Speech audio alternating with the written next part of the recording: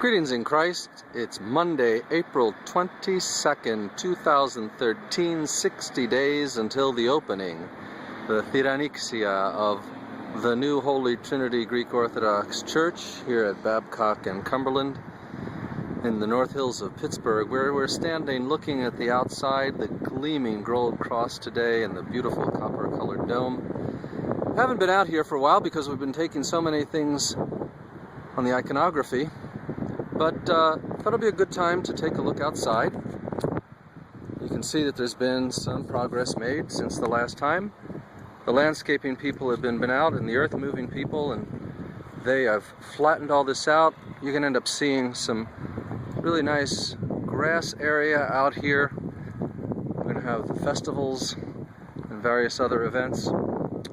Right in the front of that big stone center portion, you're going to see a beautiful patio. Exposed aggregate patio, which is going to come out. It's actually going to connect the doors right in the middle of that section, go through and go over to the doors in the middle of that section. It's going to be really nice for a reception area and outdoor dining and various other things. Our drive-it people are back, and they are finishing on the exterior of the church, that stucco like material.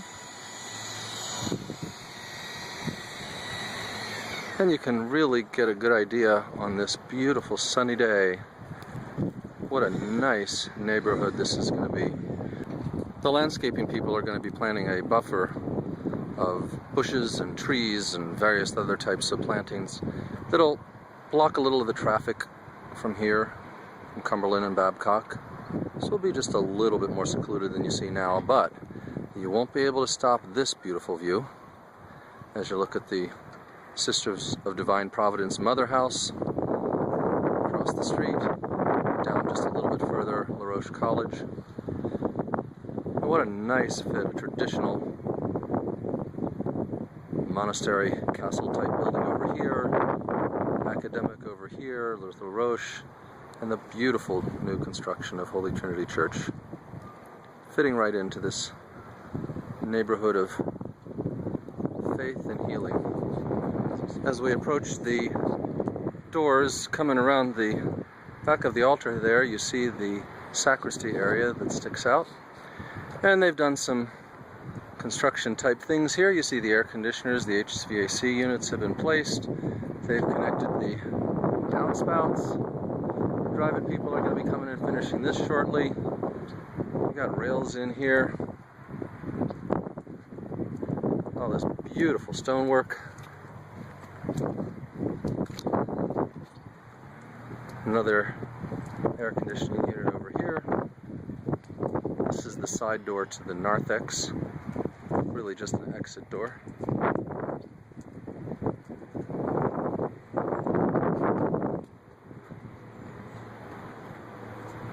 The cement work is going to begin out here next week.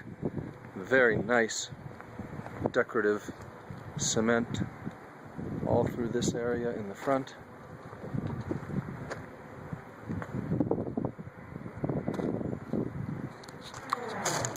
And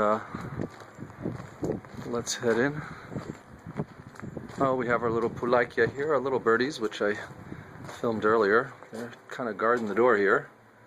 Hey guys, there you are.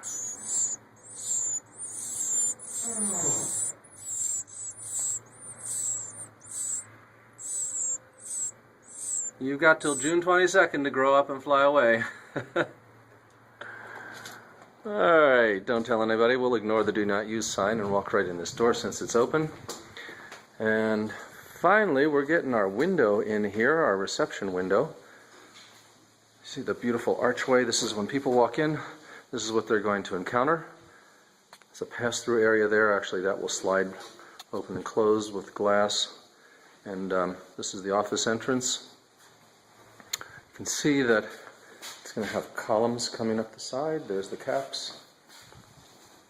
Lots been done in the gallery. You can see the gray flooring. This is some sort of a leveling compound that they put on here, because the tiles are going to be coming in starting tomorrow. beautiful tiling that stretches from all the way down at the Cafenillo there, all the way down the hallway here. And a lot of things that have been happening aren't giant noticeable features, but they're important nonetheless. Hall's a little dark right now because all the lights are off, but we're getting there. Grand room. This will be cleaned up in the next couple of weeks, like everything else. Kitchen's moving along. They're starting to unpack and deliver some of the equipment. Unpack the stuff that was here, deliver new stuff. Looks like this is the dishwashing machine and counter. I remember this growing up in the restaurant myself. One of my favorite hangouts. And the multiple level sink there. A couple of sinks actually. There's one on the wall. Here's our walk-in cooler. See the door down there? And the door over here are connected to the same cooler out the back, which is locked. Nope, not anymore. And that cooler has a door back there that goes all the way back through to the other side. I believe both sides of the cooler can be either freezer or cooler. Got some working counters here. Another set of sinks. Working counter, a grill, refrigerator. So we're really moving along, and this is one big kitchen. Certainly well thought out and well prepared to serve the hundreds and hundreds of people during events in the Grand Room hosted by the caterer, as well as thousands of people passing through here for the festival. I understand the festival committee told us the other day that they have planned for seating, simultaneous seating between inside and outside of up to 1,000 people. Storage room back there. Yeah, it's a little dark in here, but I think I can correct that. Yes, some of our things are actually working. Some more sinks in here. This is our bakery, affectionately also known as Pastry Heaven. And the storage room. And we'll go take one last peek at the church as well. And here we are in the narthex. You have the doors, or the frame to the main doors. It is waiting to be mounted. The people are going to be arriving from California, the manufacturer of the door, to take care of that in a day or two. We've got the scaffolding still up. Architecturally, not much new in here right now. Got the baptismal font waiting to be tiled. That should begin soon. I've actually started some of the plumbing work on that. See, a wall has been put in here and the various fixtures will go in there, so there'll be water faucets here.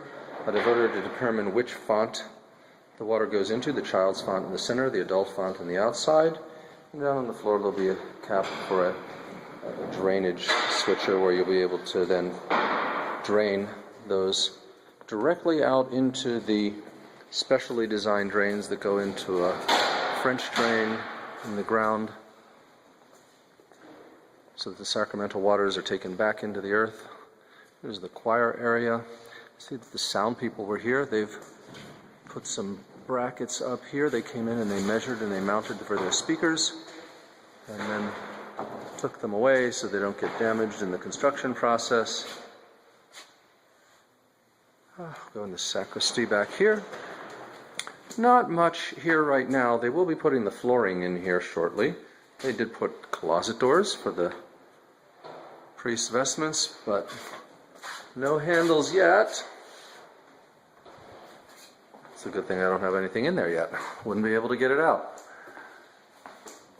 And we've got the A little monitor speaker here, so anybody back here knows what's going on. And they have done most of the work, I believe, in the bathroom. They still got some things to finish here, but there goes those automatic lights again. So you got the counter and the mirror. Beautiful tile again. Got a countertop here, work area for the acolytes, and this is a specially designed ecclesiastical sink which has not only faucets with hot and cold water and a regular sink, but let's peek underneath here. I saw it before. See, there's two drains and there's two sinks, and one of them goes down to the regular sewage lines, and the other one, as you can tell by the cross, it's called the Choneftirion. And that actually goes down this drain, which all the way under the building goes to the same special French drain into the earth system that the baptismal goes into. And the iconography continues, but see the iconography videos for details on this. And that ends our tour today. Again, to God be the glory. May He continue to bless this project, keep all of our workers safe, continue to bring in the support necessary for this community to finish this project to the glory of His holy name, and so that God's message of love and salvation may be brought to all people. Amen.